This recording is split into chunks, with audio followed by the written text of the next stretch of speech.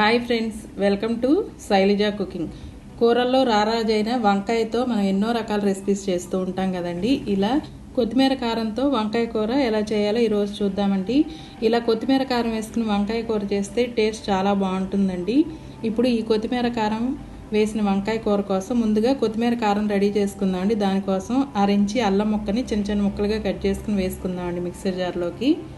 తర్వాత పచ్చిమిరపకాయలు 4 వేస్తున్నానండి. అంటే మన కారానికి తగ్గట్లుగా మనం పచ్చిమిరపకాయలు వేసుకుంటే సరిపోతుందండి. ఇప్పుడు అరకట్ట కొత్తిమీరని శుభ్రంగా కడిగేసి దాన్ని కూడా తుంపి వేసేసుకుందామండి.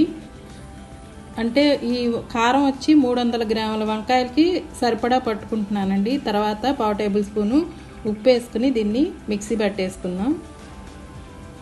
ఇదిగోండి, ఇట్లా మనకి కొత్తిమీర కారం రెడీ అయిపోయిందండి. నేను 300 గ్రాముల వంకాయలు తీసుకున్నానని చెప్పాను కదండి. అంటే 1/2 కేజీ కంటే ఒక 50 గ్రాములు ఎక్కువ తీసుకున్నానండి. ఇప్పుడు ఈ వంకాయలను శుభ్రంగా కడిగేసుకుందాం. తర్వాత ఒక గిన్నెలోకి నీళ్లు తీసుకుని 1 స్పూన్ ఉప్పు వేసుకుందామండి. ఇప్పుడు కడిగి పెట్టుకున్న వంకాయలకి తొడిమిలు తీసేసుకుని ముక్కల్లా కట్ చేసేసుకుందామండి.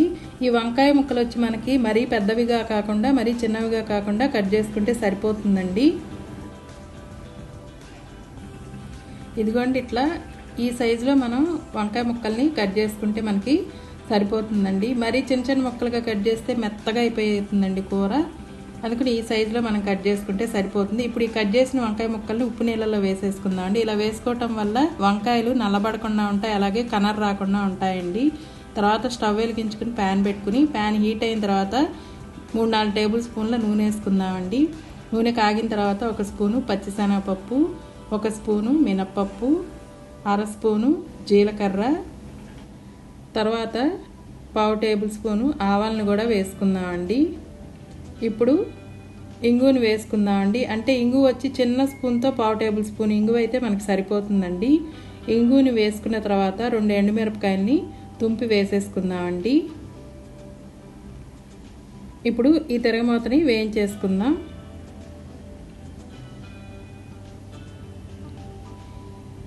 ఈ తిరగమూత వేగిన తర్వాత ముందుగా మనం వంకాయ ముక్కల్ని ఉప్పు నీళ్ళలో వేసి పెట్టాం కదండి. ఆ ఉప్పు నీళ్ళన్నీ వంపేసి వేరే నీళ్ళతో ఒకసారి శుభ్రంగా కడిగి వంకాయ ముక్కల్ని తిరగమూతలో వేసేద్దామండి.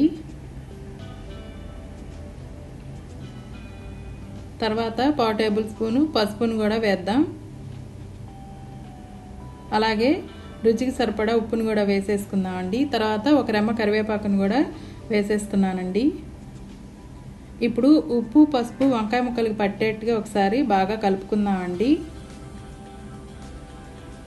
తర్వాత స్టవ్ సిమ్లో పెట్టుకుని ప్యాన్ మీద మూత పెట్టుకుని ఈ వంకాయ ముక్కల్ని మగ్గించుకుందామండి.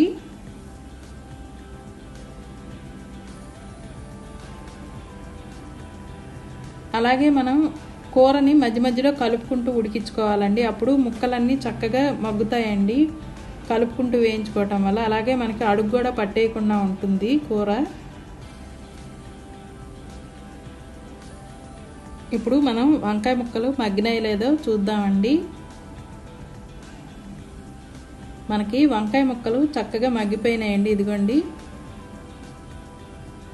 ఇప్పుడు ముందుగా మనం పట్టి పెట్టుకున్నాం కదండి కొత్తిమీర కారం, దాన్ని వేసేసుకుందామండి. మరీ మెత్తగా అంతా పట్టుకోకర్లేదండి కారం, కొంచెం కచ్చాపచ్చగా పట్టుకుంటే టేస్ట్ బాగుంటుంది.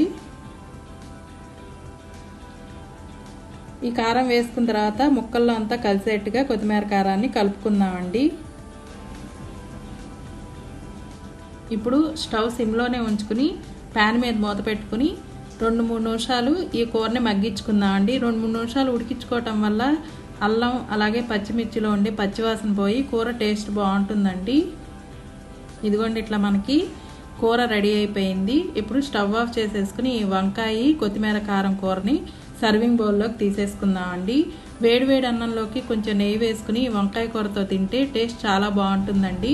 అంతేనండి, వంకాయ కొత్తిమీర కారం కూర మీరు కూడా ఒకసారి ట్రై చేయండి. మీకు నచ్చితే కనుక లేటెస్ట్ వీడియోస్ కోసం శైలజ కుకింగ్ని లైక్ చేసి సబ్స్క్రైబ్ చేసుకోండి. అలాగే మీ ఫ్రెండ్స్ అండ్ రిలేటివ్స్కి షేర్ చేయండి. Thanks for watching.